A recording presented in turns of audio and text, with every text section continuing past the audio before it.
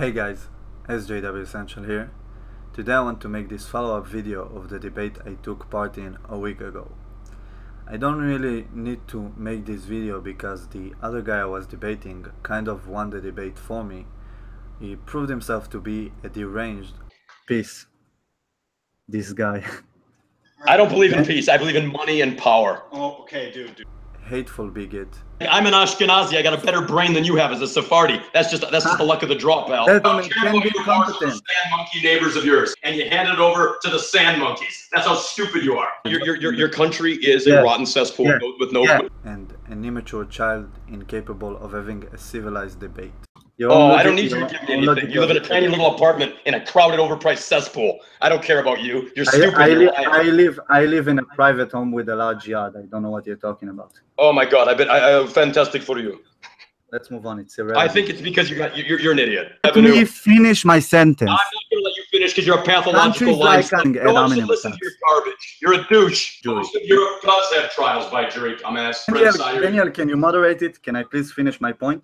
Yeah, no, you can't finish it because you're just lying. You're a propagandist. You've lost the argument. I'm sending you the OECD PISA results for education, dumb fuck. Keep calling me a moron. It really adds to your argument.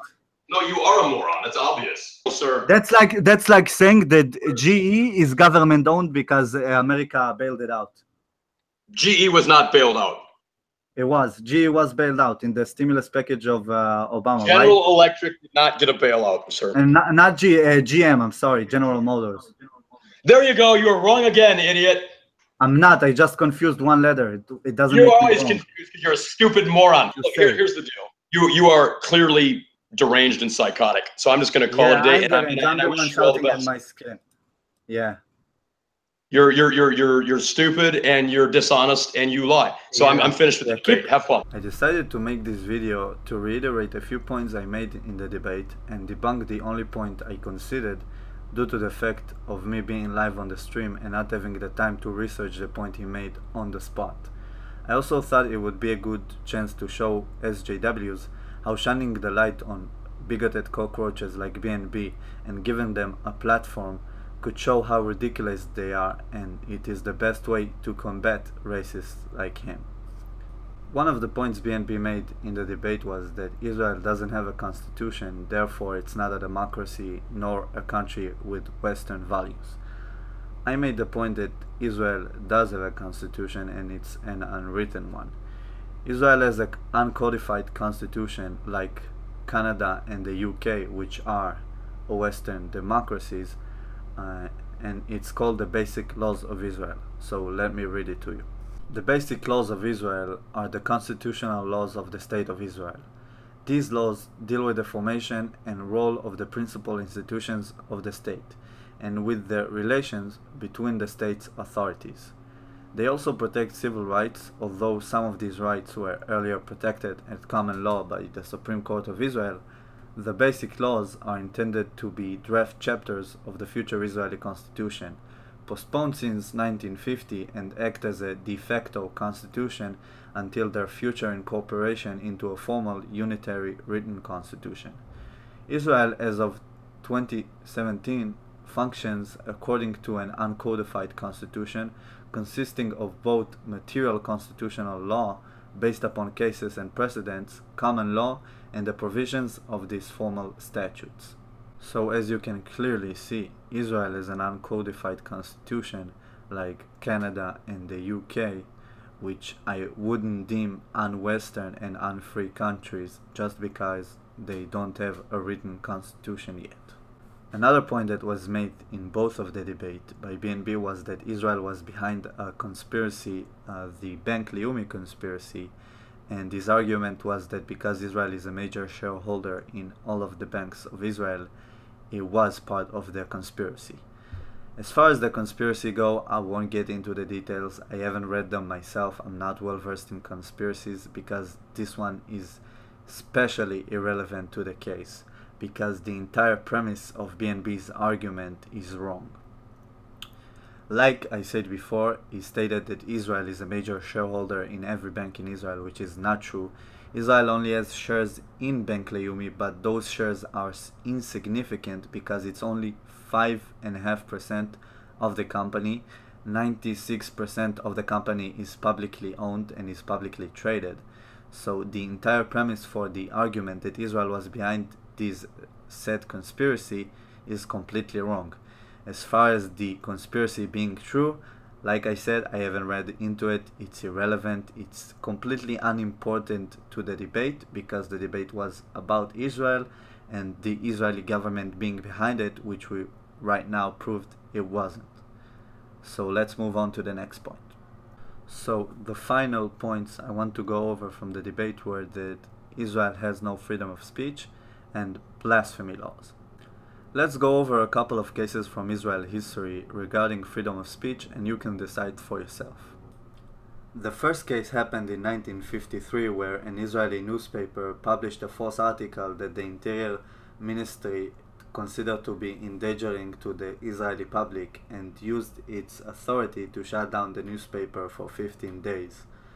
Justice Aganat accepted the petition based on Israel's declaration of independence, and in his ruling established that freedom of expression is a supreme right in the constitutional law of Israel and is only ruled over when conflicted with higher interests such as public safety. We have another case about the play Ephraim Returns to the Army, where the Film and Play Review Board wanted it to be censored because it harshly criticized the country with lies and distorted facts about the army by their record.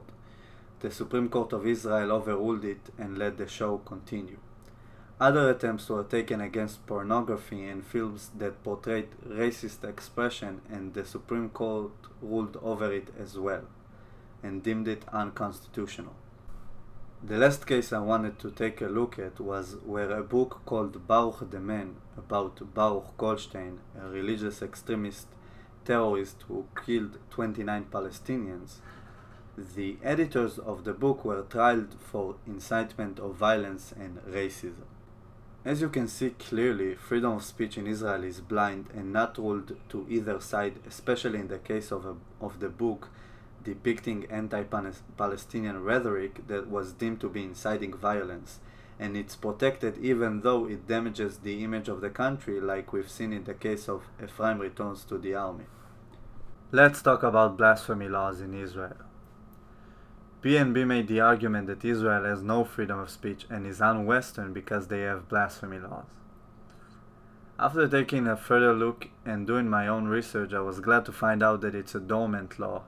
There was never any conviction under this law, and Israel is not actively enforcing it. I was also relieved to find out that it's not an Israeli law, but a British law that Israel inherited from the British Mandate, and it was created in 1929. I don't think it's fair to condemn an entire country by a few dumb legislation it has, especially if it's a dormant law. That's why I don't condemn Canada for the anti-Islamophobia Motion 103.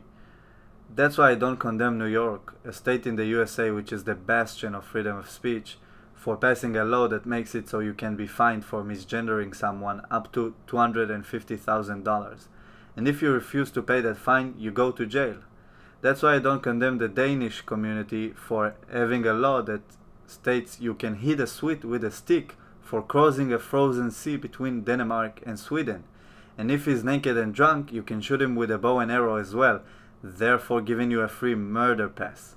I also found out during my research that blasphemy laws are not exclusive to Israel, but are also held up and are currently part of legislation in countries such as Austria, Ireland, Denmark, Finland, France, Germany, Greece, Spain, UK, and even Switzerland that BNB raved so much about in the debate. So that's my follow-up for the debate, guys. I hope you enjoyed it. I'll probably make a more detailed video in the future on all the points discussed in both of the debates, but for now this will have to do.